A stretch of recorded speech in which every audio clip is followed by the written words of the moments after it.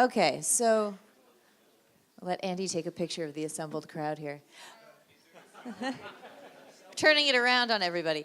So, you know, in some ways we have the unenviable position of being between a large room full of people and a lunch, but that just means, guys, let's keep it snappy and interesting, and I'm gonna start out with a question kind of for each of you. We have a very diverse panel here.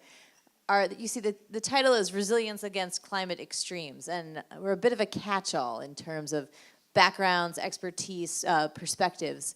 And so I have a few questions, then I want us to have a bit of Q&A and discussion and just kind of get everyone really thinking about this question about what do we need to do and how do we actually do it? Because, you know, we can come up with a lot of good ideas. Academics especially, we're really good at saying, oh, we should do this. But when it comes time to actually implement, it all gets a little bit trickier. So first, you know, the last panel really focused on extreme water. We talked a lot about sea level rise, but oceans are, as Christine said, 71% of the Earth's surface. And there's a lot more going on than just sea level rise in terms of the implications of climate change on oceans and what that means for Hong Kong and other places as well. So, Professor Dai, my question to you then is, you know, we've already heard about how important they are for climate change in terms of sea level rise, but what are the other implications and things we need to be thinking about in terms of the ocean and climate change in a 1.5 C or greater future? All right. Before I touch on the impact of this climate change on the ocean, because many of you probably are not familiar with the ocean. Ocean slowing climate change in particular is important because it preserves more than 99% of the heat. So if you take the 6 meters of the seawater, it stores the entire, more than the heat in the atmosphere.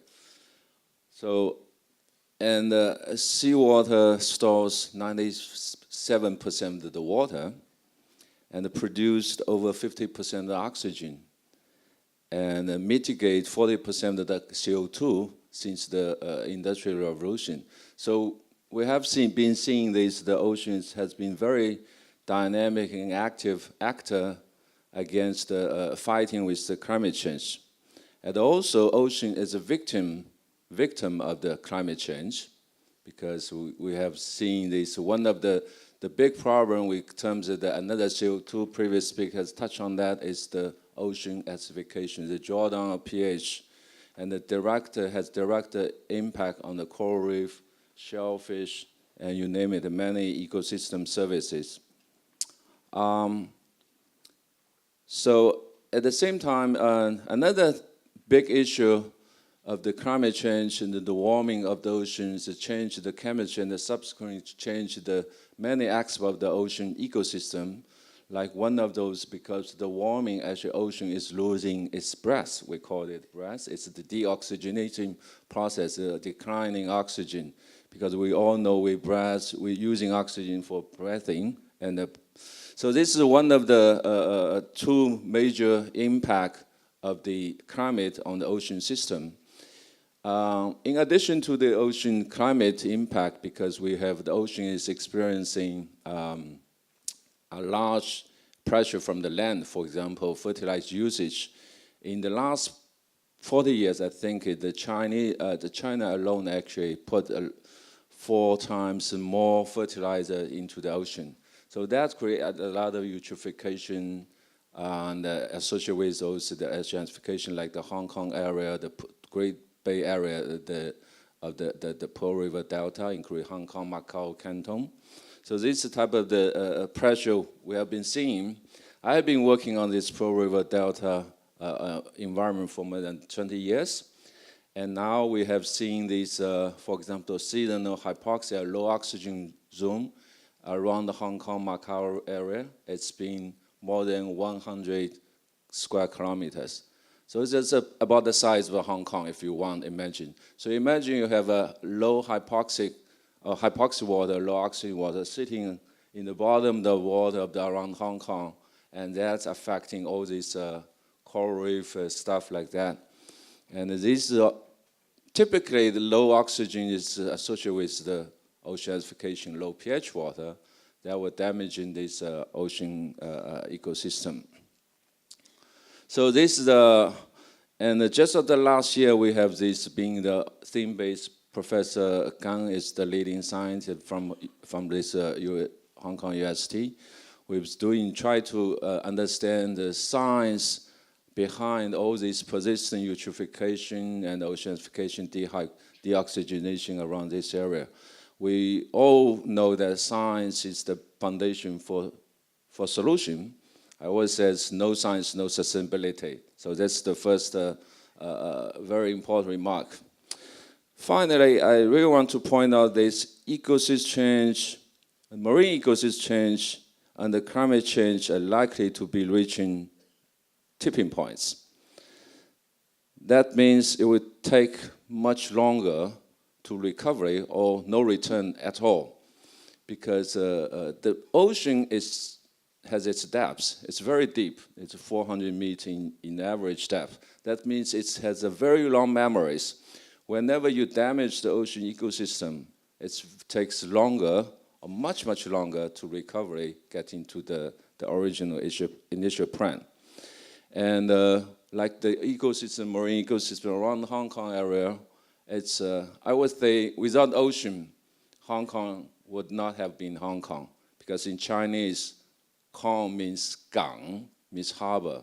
If there is no ocean adjacent to the Hong Kong, you wouldn't name it Hong Kong as Hong Kong, probably Hong Tu. Tu means earth, okay?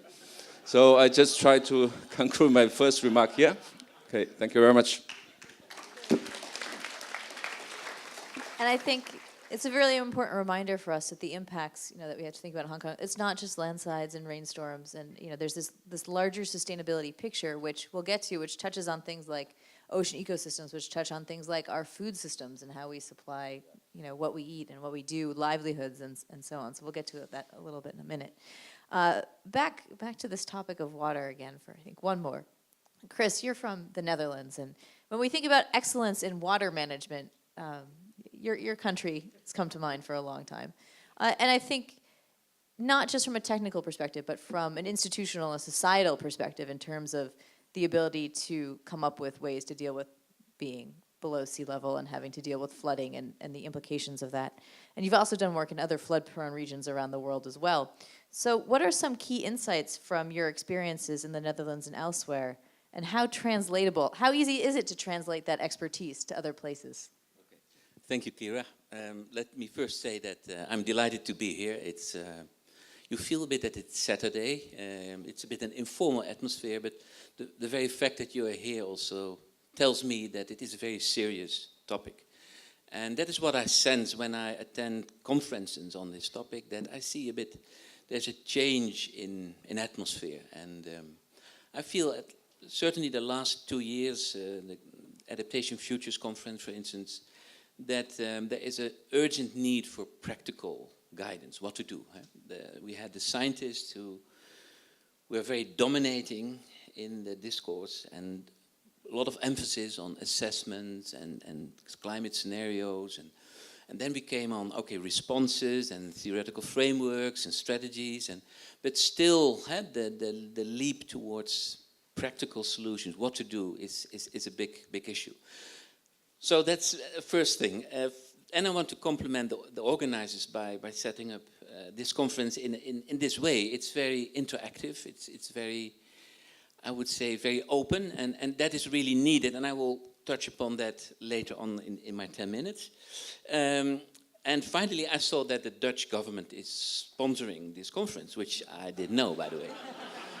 But I probably know why they have sponsored this conference, because like Hong Kong, the Netherlands is based in a delta, and we are highly developed, like Hong Kong, densely populated, and we are at risk. 2/3 is below sea level, and we have built our embankments, and we are very well protected. But there's one big difference between Hong Kong and the Netherlands, that we have protection standards which are 1 in 2,000 years even. So it's at extremely high levels, and now our new Delta program advocates to even increase that level to 1 in 100,000 years failure. So these are statistics which goes beyond, we cannot imagine what that really means, the difference between 1 in 10,000, 1 in 100,000, even 1 in 1,000, I think. It's just a number, it's just statistics. And that brings me to a topic which has been addressed a few times about risks and risk-based approaches. In the Netherlands, we have made the paradigm shift from moving away from a risk-based approach to a resilient-based approach.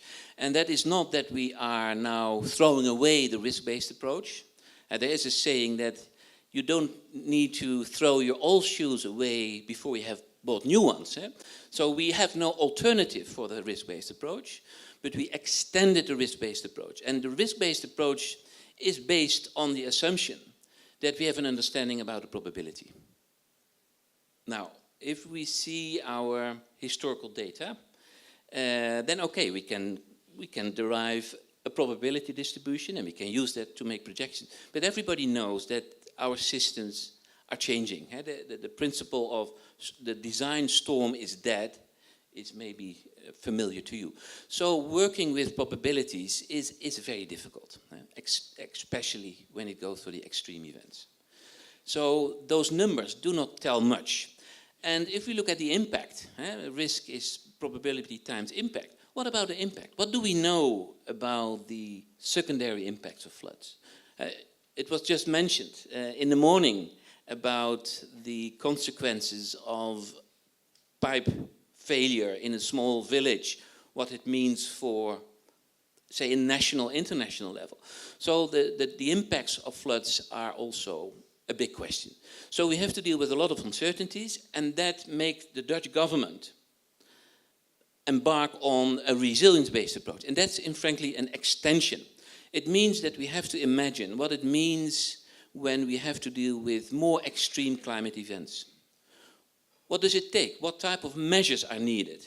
And we did that exercise. The new report of ICCP urged us to consider 2.5 meter sea level rise. So that exercise is now being done. And at the TU Delft, where I'm from, we did it with a lot of researchers, and we came to the conclusion that incremental changes of our existing structures will probably not help us. We have to seek new types of infrastructural systems. We have to make a transformation. Now the question is, and that was raised by Chief Engineer Lau, when to invest and what to invest. That are the big questions, which I cannot answer. But the shift from risk to a resilience-based approach means that we have to acknowledge that we are uncertain about the future, that we have to acknowledge that we have should have a long-term time horizon, and that long-term horizon urges to start thinking about what are the capacities needed to be ready for those transformations on the longer term. So what we came out in the discussion with the Netherlands being exposed to a few meters of sea level rise, that we have to start collecting our sand now to make the proper dike height when it's really needed. So it urged us that we have to take actions now to be ready for that long-term transformations. So that's, I think, an important notion. Another notion which I want to make is, when we talk about resilience, it's about learning. We all now acknowledge that we are entering an era where we have never been before. Right? We cannot rely on our, I would say, knowledge of the past. We have to invent and co-create new things together. Now, I see that Hong Kong is part of the C40, like many other, or 40 other cities. And what we feel is that acceleration in learning is needed. And acceleration in learning is, at least according to the Dutch view, only possible through peer learning. We can learn in an active way, for instance, to start an experiment. We can learn in a passive way, just waiting until the experience will come to me, and then next time we do better. But accelerated learning is learning together and learning from each other. And C40 is a city-to-city learning network. So I think what is really needed is that we intensify this type of learning processes. We have to learn together, and we have to accelerate our learning because the dynamics are accelerating, and we have no time to waste. So I think that's the third capacity, that's learning. And the last one, which I would like to tell, is if we talk about resilience and we talk about adaptation, there was a notion mentioned that we have autonomous adaptation, grassroots, people start to act, which is extremely relevant, but that needs to be done in a controlled way. We have seen, for instance, in Bangkok, after the big flood in 2011 in Bangkok, the government did not react, did not respond, so the people themselves start to do something. But there was no coordination. So we call that maladaptive. Those measures were not really creating the end result. But in our country, we have a top-down approach. The senior government is taking care of it. We have collective embankment systems. And everybody is sitting in his, how do you say, relaxed and say, oh, the government is taking care of me. So we need to strike a balance between autonomous and top-down intervention. And I think that is a discussion I think we should have, because what has been said also by the, I forgot his name, the researcher from Singapore, that we have to do it all together. A resilient-based approach is also a multi-level governance approach, an approach where everybody is on board and everybody has to take its role. Thank you. Thank you, Chris. And that works beautifully because without knowing it, you bring us right to Andy LIPKIS, who has experience in integration of this top-down and bottom-up approaches. So, Andy, my question for you is, both what is the importance of community engagement and resilience planning, but what are the important lessons or surprising challenges in terms of striking that balance between top-down, where you have people saying, oh, the government's going to take care of it, and bottom-up, where you may have big gaps, where you may have maladaptation, and so on and so forth? Perfect question, and Chris, you set this up really well. So I'm going to try to demonstrate. So everybody sitting in this room, many of you are academics, researchers, but every one of you lives in a home, lives in a neighborhood that's at risk. And it's at risk today. So I want to underscore what Dr. Chow said, that rapid acceleration, the geometric increase in extreme and severe climate events, you got a taste a couple weeks ago. It was not a direct hit. But many people I've talked to talked about not being able to get out of their neighborhoods for a couple days because of the trees that fell down. We have roles at home in our neighborhoods that do need to be coordinated, but we need to be prepared. So the definition of resilience is being able to withstand the big shock. That happens from being prepared. Neighborhood level preparedness, community, city, region, country. In this way, we are not sitting ducks and potentially victims if we organize. And it does take guidance from cities that are ready to confront this. Unfortunately, in the United States, we've been in forced denial that when community meetings were held to prepare, the paid climate deniers came and said, this is not a problem. You're silly. Your public officials are scaring you. Nothing should happen. And yet, I live in a city that has been experiencing severe and extreme weather events. So I represent a nonprofit organization, TreePeople. And in 1978, we had a 100-year storm in Los Angeles that it was unprepared for. 3 days of rain in Los Angeles and our hillsides melt. The mud starts to flow. Homes start to slide. People called the fire department for help. And the city told everyone, sorry, we have nothing for you. We don't do floods. We don't do mudslides. If you had a fire, we can help you.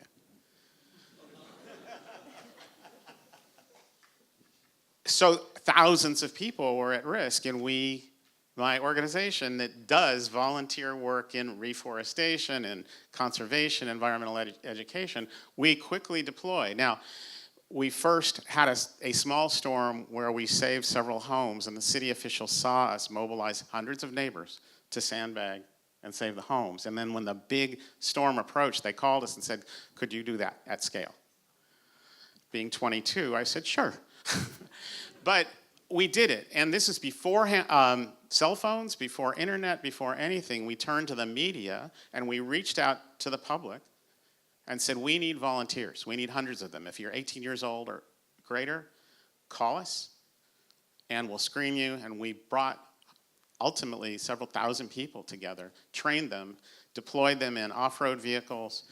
Ham radio operators volunteered, people with off-road vehicles, 4x4s, came, and we created within 24 hours an army of 3,000 volunteers that saved 1,200 homes, sandbagging. The coordination from the top down was that our city's emergency command center, when they said, what do you need? I said, we need a hotline from the command center to us. We need a bank of phones so we can screen volunteers, and then we figured it out. So it was even coordinated from the top down. So we were licensed, we got insurance protection, and we just did it. The anomaly is that 2 years later, we had another 100-year flood that was even bigger.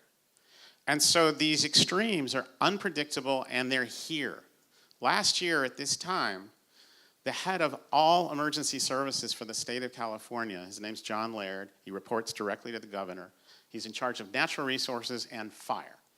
He held a meeting with 120 state officials, invited me from the NGO sector and the head of our flood control agency in the county of Los Angeles, representing 10 million people. He didn't tell us why, but he brought everyone together and he opened the meeting with these words. Ladies and gentlemen, the infrastructure that we built to protect public health and safety from extreme and severe weather, flooding, fire, winds, drought, heat, that infrastructure was designed for a different climate than we now have. We can no longer guarantee the protection of our people. And within a week, we had the hurricane in Houston. Next week, one in Florida. The next week in Louisiana. In each case, government was completely overwhelmed, unable to help. It was neighbors helping neighbors. That's resilience. But to organize and prepare people to meet their neighbors, to meet in neighborhoods, this is our job today. I don't mean to scare you, but I mean to scare you. We've got another super typhoon headed in the direction of Southeast Asia. It looks like it's going to miss us, but it's possible that it wouldn't. Have you met with your neighbors? If a disaster strikes during the day when you're at work and you have aged parents at home or kids or pets, do you have a neighbor that knows that you can count on coming to your house with a key to rescue your animals or your parents? If you haven't had those conversations, it has to happen. And this can and needs to be organized. So I'm going to get into more of those details later, but I can tell you, after the flooding events that happened, we had, in California, severe winds. Now the norm, 50 miles an hour. Santa Rosa fire started at 2 in the morning. People smelled smoke. They called the fire department. They said, well, we don't know about anything. And 50 miles an hour, it's moving very fast. Many people had 30 seconds or less to evacuate. Many people died in their homes. If people didn't have a pre-meeting with their neighbors to say, do I have permission to break a window and wake you up next time? You might wait 30 seconds before, in America, they're likely to have a gun and shoot you. That is funny and sick and true. And that makes the difference. So I'm drawing this line to make it very, very clear. So let's move to the other end of the spectrum and we'll get into more detail. We're talking about bottom up here. The top down is just as Dr. Glendenning talked about in Newcastle, and we're helping lead this now, is bringing agencies together who are all working in different silos: flood control, water supply, water quality, who had never met, because they're all different agencies, different engineers, all held accountable by different regulators. So if any of them mess up, people are at risk, they might go to jail. But there's nowhere in the system that's training them and holding them accountable for collaborating. And when we move to green infrastructure, it's multi-benefit, as many people have said together today. The way we can afford this, what looks like expensive infrastructure, green infrastructure, it's actually much cheaper when you parse out the benefits or bring the multiple agencies, flood protection, fire protection, water quality, water supply, together and design a hybrid system that's designed to hit the standards and the challenges that we're now facing. It can be deployed much quicker. And we have put together models, and we are facilitating very difficult conversations with big agencies to partner in ways that they never had before to create a new infrastructure that can be deployed quickly. Thanks, Andy. That's great. So we'll now bring it back to Hong Kong a bit with Rick TRUSCOTT, who's here from CLP, our power provider, one of them. And I know there was a lot of grumbling in some places, and I'm going to get on the side of our university president here. As someone who's gone days and days and days in cold New England blizzards without power, I was very impressed with how resilient the power network was. But there were lessons to be learned, and there's certainly it certainly wasn't without impact. I think especially in particular villages and parts of the northern New Territories and so on. So first of all, what has CLP been doing to make the energy sector more resilient overall? And then what lessons did you learn from this recent typhoon that you'll be taking with you into the future to continue that work? It's quite an interesting. Thank you very much for inviting me today. I'm proud to be here this morning. I want to talk a little bit about a story. My daughter applied for an environmental engineering program, and when she applied, she said, in spite of what industry my dad works in, he does care about the environment.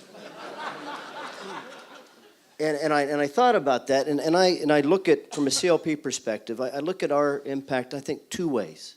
One is we have an impact upon the environment because we produce electricity, and that process does have a lot of emissions. So one thing, I really enjoy working with CLP because we recognize that. We recognize that we have a part to play in how we reduce those emissions and reduce our impact. So that's the first thing is we look at how, and we have a strategy of how we impact and how we reduce that impact upon the climate. And in 2004, many people may not be that old. I am. Basically, we had one of the first utilities in the world that came up with a renewables energy target. And at that time, we had less than 1%. And that target was set at 15%, and now we look back and we were able to accomplish that, and we're now 15 to 20% in total renewable energies, and that's something, not in Hong Kong, unfortunately, but it is something we're able to do in many places. The second thing is we also put a carbon reduction target. And that we said by 2050, we were going to reduce our carbon emissions by 75%. We've since upgraded our target to put a target of 82%. So that's what we've strategically, that's what we're trying to do as a company. In Hong Kong, we have been able to do, and something that I'm actually quite proud of, since the early 90s, we've increased the amount of electricity that we make by about 84%. So we're making a lot more than we did before. But we've reduced our emissions by more than 80%. And the emissions I'm talking about here are particulates, nitrous oxides, and sulfur oxides. Carbon, we also have reduced that, not quite to the 80% level, but it's gone from 0.94 to about 0.51 kilograms per kilowatt hour. So that's quite an accomplishment. We've used technologies, different ways of producing electricity, generating electricity. We've used operational matters like different types of coal. There's a number of things that we've done. In the future, we'll continue to do that. Our investment, as we're going in the next development plan, about 30% of our investment is on carbon reduction. It's shifting to more gas, phasing out our coal, trying to open up the opportunities for renewable energy. So there's a number of things that we're trying to do to minimize our impact upon the environment. So that's one thing. So, and we recognize that is something that we need to play our part in. On the other part, a little bit more practical, and we have a system that we need to continue to make sure that we meet the people of Hong Kong's desires and expectations. Now, those are tough. As Professor Wei said, less than 24 hours after the signal strength 8 went down, there was a group that was going to protest about the fact they didn't have electricity. Now, on one hand, you say, well, is that unreasonable? Well, we've built that, and that's what the expectations are, so that's what we need to do, okay? And how to do that, it's a challenge. And we looked at it across our business. First off, in the generation area, we're looking at, as we shift to gas, increasing the reliability of that gas infrastructure. One of our major suppliers of gas comes about 4,000 kilometers of a pipeline. It comes from Turkmenistan through China, by Beijing, by Shanghai, and we're at the very end of that when we get our gas. That pipeline we lost for about a month because of a landslide. Right, so we have to have some diversity in our fuel supply, and we're trying to build a regasification terminal so we can bring in gas from another source, so we can continue to reduce our carbon impact and resilience. Generation, to a certain extent, is not as impacted. It is on the coast, but according to all the projections and so on, CM was talking about this morning, and we worked quite a bit with the observatory to find out what the potential impact is going to be. It should not be flooding because we have, some the elevation, if you will, of the power sites are higher than the seawater under current projections. So the generation is at one. As a chief operating officer, the one area that I don't sleep on is on the transmission and distribution system. And that's where you have the impact. And it's not so much in the Kowloon areas or anything else, but it's in the more scenic areas of Hong Kong. And that's Yuen Long, Sai Kung, and Chung Shui. And those areas are all in the new territories. That's where we had 90% of our outages during the last typhoon. And that was quite significant. Now, when you look at that, that impact, most of the reason is because that's where their overhead lines are. They're rural areas.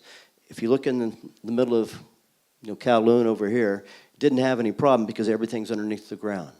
There was some flooding, but very limited flooding. And most of the areas from our substations, if we know about the flooding, and we have various ways that we predict where the flooding is going to be, then we can actually turn off the substations. Now, why? Well, obviously people won't have electricity at that time, but what it does do is it reduces the restoration time. So it won't take weeks and months. It takes a much shorter time frame to actually to restore the power. So those are things we do with flooding. The overhead lines, so that's where we have the biggest challenges, and we attack that by design, the philosophy. We will use a ring approach. For example, if there's one part of the ring cuts, then you have other ways to actually get the power there. So we have that design concept. We've also had to upgrade that, and the professor from the UK talked about the 1,000-year flood scenario only working for the next 30 or 40 years. And our assets are 40 to 50 years old. When we built those assets, those assumptions and the assumptions that we got from experts such as many of the people here have changed, have fundamentally changed. And we just finished the first part of a process where we're strengthening our towers, our 400 kV, the big backbone of the network. And we've strengthened them in terms of the towers themselves as well as the ground. And we're getting ready to do that, a couple more lines. Now, this last typhoon, we got up to about 285 kilometers per hour. That's getting, from my perspective, a little bit too tight to where our design parameter was for that last upgrade. So we're going to have to look at future what we do. And if you look at the cost, it's going to be quite significant. So those are some of the things. We looked at some new technologies. For example, what we've done is remote switching and automatic switching. The challenge that we've had is at the very, very low voltages. We had about 3% of our customers lost power for longer than a minute during the typhoon. And small compared to Florence in the United States, only 85% of the customers lost power for Duke Energy in the Carolinas. So a little bit different scale. We're lucky because we do have the infrastructure and the wherewithal to make those investments. But we still need to go further. Once we had, in our mind, we were counting down the number of customers that week that we were restoring. Every day we were going through and managing and finding, make sure we had the resources put in the right places. And as we went and we got towards the end of the week, all of a sudden that number went up. Because we have visibility of the transmission or the distribution grid only down to a relatively low level. But it's not to the individual houses at this point. So what happened is we restored it to the what we call the low voltage system. All those had been restored. But once we did that, then all the individual houses, then they had found out that there was damage in between our system and the individual houses. And that was much more extensive than had been in the past because of the high winds and the impacts there. So what we're doing is looking at some new technologies, smart meters, as part of our solution there. So there's a number of things. I could talk forever. You don't want me to do that. I understand. But those are some of the few things that we're trying to do to manage the impact upon our system. Great, thank you. I think we all appreciate and I think it's an important reminder that there are these upgrades and these thinking about both the social and the political elements, but also how that integrates with the engineering and so on and so forth, which of course we have a lot of expertise in on this campus. Moving to a slightly different topic from that, we have Professor Sharma here, who is an expert on the food, energy, water nexus, which is a kind of a way of thinking systemically about these three key resources that we need to keep functioning. And my question for you is then, how does climate change have the potential to disrupt this nexus from a systemic perspective, right? How are they related and what are the implications? Because they aren't necessarily independent of each other in terms of the impacts. Thank you. Climate change does indeed have the potential to disrupt energy, food, water aspects. And the consequences of such disruption are going to extend, and they are not going to be confined just to the energy, food, and water sectors. They're likely to go much beyond that, in fact, into our socio-economic, geostrategic, and if I may say, existential realms. This argument is based on the following reasoning. The notion of nexus acknowledges the interconnectedness not just between energy, food, and water, but more broadly between economic, political, social, and cultural spheres of our lives. Also implicit in this notion is the inevitability of the trade-offs between energy, food, water security, economic prosperity, and social stability that we will have to be confronted with as we seek to secure our energy, food, water, and economic futures. And the way we decide to seek these futures is also going to test our commitment to notions of social justice, equity, and fairness. The recent extreme weather conditions have emphatically demonstrated the vulnerability of our energy, food, water futures and economic futures to climate change. If we think deeper, they have also made us realize the inadequacies of our existing policy processes and institutional mechanisms to redress these challenges.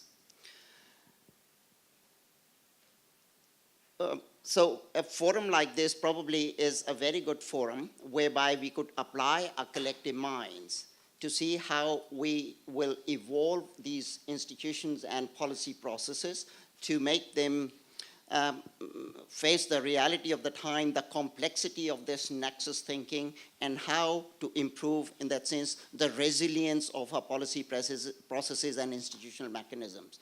Most of these comments come on the basis of a project that I've been involved in over the last 3 to 4 years. We are trying to develop an understanding of the nature of the nexus between these three domains and the wider economic and policy settings in the context of major regions around the world. So that's where, and I hope that we will be able to, during the workshop, take these arguments a lot further and come up with some suggestions as to how we can improve the resilience of our systems to extreme weather conditions. Thank you. Fabulous, and I think good advertisement for Workshop 4. So finally, we have Daniel KREEGER, who I think has been doing a lot of work on how, in fact, do we help build the capacity of our political or policy system. And we heard a little bit about the U.S., which has 55 kind of state and jurisdictional levels, and innumerable counties, cities, and other sorts of governmental systems. I mean, as an originally American policy scholar who's come to Hong Kong, I'm often in awe of, in some ways, how simple it is in Hong Kong, in the sense that you only have one city government to deal with for many, many, many issues, coming from the context of the U.S., where you have huge number. And that brings to mind the issue of capacity building, and in fact, how we have thousands and more than thousands, probably hundreds of thousands of public servants, decision makers, people in industry who need to understand these issues, who need to understand climate change, who need to understand what is resilience, what are the challenges we're facing, how can I think about this, how can I integrate this into my decision making on all sorts of topics. And Daniel, you've been working for a very long time on actually training these people, on the ground to be able to do this. And so what are some of your most effective strategies for building that capacity? And actually, whose capacity do we need to be building? Because we always like to talk about, we need to do some capacity building. Well, okay, fine. Who do we need to get to first and foremost? And how do we think about that? So let me start by saying I'm actually declaring my candidacy for president of the U.S. since I'm going to be the U.S.'s authority or representative in this room today. So the road to 2020 begins in Hong Kong. And by the way, I think it wouldn't be Hong Tu. I think it would be, what's the Chinese word for lots of? Lots of, so it'd be lots of Hong Kong, because with sea level rise, it won't be an absence of ocean, it will be lots of ocean, right? So the U.S. federal government has 1.8 million employees. So let's put that into context. I learned last night that the Hong Kong government itself has 180,000 employees. Now, I'm not accounting for state government, county government, local government, quasi-governmental jurisdictions, regional planning bodies, yada, yada, yada. I'm also not accounting for higher ed institutions, many of which operate like cities, or private sector entities like a Disney who've negotiated having their own city in Florida. So when we think about this in the context of climate change and its impacts, here's the best way I can boil this down. Imagine a world where gravity was different than it currently is, right? So gravity is going to change, and it's going to be 40% weaker or stronger than it currently is, right? And then look around you and think, well, what does that mean? I'm not saying gravity is going to actually change, by the way. So gravity is not changing. I did not announce in my declaration of candidacy for president of the United States that the Earth's gravitational pull was changing. I was an English major in college. I can't go that far. But if you can imagine that scenario, you'd look around and you'd say, well, shoot, we didn't design our existence on that planet. We designed our existence for a planet where gravity is exactly what we know it to be, and that it's always going to perform the way we think it's going to be. Well, if we think about that in the context of climate and weather, we've designed our societies, our businesses, and our infrastructure to function based on an understanding that at a given time, weather is going to fall in a time and place between a set of parameters that we've planned for. In here. I can't do this without, let's go there, right? Okay. So here's the problem. When our assumptions are wrong, then our systems begin to fail. And the more our assumptions are wrong in more critical areas, we get a cascading failure that results, right? So we have to actually learn how to plan for and thrive in the world that we're entering into, and not the one that we used to be in. And unlike gravity, where we think of a model that we have the target, with climate, it's changing, and we actually don't know what exactly we're planning for. We're given ranges, and those ranges are massive. So as we talk about that difference that we heard on the previous panel, that extra ½ degree, those differences are exponential. So how do you plan for that? You don't have a single thing to plan for. You don't even have a linear range to plan for. So our challenge is we have to build an army of climate smart decision makers, which means as a society, every single person's understanding of how the world works needs to change. That's not one person in an organization, it's not 5, it's not 10, it's everybody. What that means ultimately is you shouldn't be allowed to be an architect or a civil engineer if you're not accounting for climate change in your designs and your planning, period. If you're in budget and finance and you're making financial planning decisions over a 30-year time frame, and you can't account for what you're likely going to be dealing with in that time frame, you should not be allowed to be in that job. You're underqualified. Oh, by the way, most credentialed and licensed professions have ethics codes and codes of professional conduct, standards of professional conduct. They say you're supposed to use the most current and predictable information to inform your designs and your planning and your work. And if you're not, you're already in violation of your ethics codes. So we have to functionally rewrite job descriptions soup to nuts. I know, I'm running for president. This is crazy, right? So a couple of things. First of all, on the US side, the history of environmental regulation in the US actually did not start with US government leadership. It started with states acting and saying, we've got a problem here. And then enough states acting and saying, well, shoot, now to the private sector, we can't do business in 26 different ways across one country. Congress, please fix this. In the context of climate change, US states screwed up. They had state leverage and leadership going into Copenhagen. More than half of American states were already involved in regional climate pacts, and they didn't take the steps that they should have taken. They should have acted right then and there, and it would have forced national leadership. The problem with national leadership in the US is it doesn't compel leadership of the masses and galvanization of the masses. The top-down doesn't work. It has to be driven by bottom up and then echoed by top down, and it has to feed off of each other. So there are some assumptions that have changed. There's a need to scale up exponentially. So when we look at the IPCC report, it says unprecedented transformation. Unprecedented transformation is every single person having a skill set and a will to do things that they didn't have before. And by the way, being excited about this does not mean you have the capacity to do it. I'm super excited to design race cars. Don't invest in me designing your race car. I was an English major in college. Okay, a couple other quick things. We have to get better at systems thinking. We absolutely have to get better at thinking about this. Here are a couple of ideas. So if you put a solar panel in a floodplain and then a flood comes, what happens to your solar panel? Does it work? If it wasn't waterproof? Right. Guess what Duke Energy did with their solar panels in North Carolina? And guess what happened when Florence came? Bye-bye solar panels, right? Wind turbines, it turns out, will move hot air around in and of itself. So while we're reducing emissions, we actually could conceptually be heating areas where the wind turbines are. So just because you went renewable doesn't mean you solve problems, right? You have to start thinking about these things from a systems perspective. And our role as consumers and voters and the public is to create a public will, but we have to understand it too. So there has to be enough education and awareness, and those who are in the know need to invest in those who aren't, building that up, because if you don't build that public awareness and will, then we're buying 8 billion of these when we don't need to be. Sorry, Apple and Android and Google and everyone else.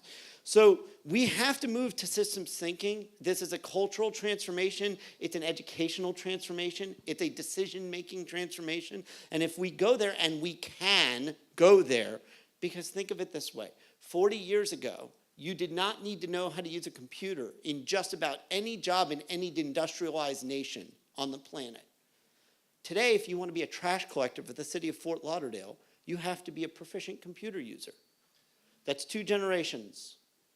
That's a pretty substantial change. That's an amazing, that in fact, in the course of human history, that is unprecedented transformation. So we can do this, but we have to move towards systems thinking and really practical application thinking. And we have to build a skill set and a will to do this. We can do this. Fabulous. Vote Dan, 2020, November. I think there's only a handful of U.S. voters in the room. I'll take them. But non-zero, non-zero, right? That puts me more popular than Donald, for sure. I mean, 10 votes and it's a win. So with that call to action, we are going to break for lunch. And we will be coming back to the workshop. So we will not be coming back here, so do not leave anything behind. And I believe we have, our MCs will give us some details on what we're supposed to do next.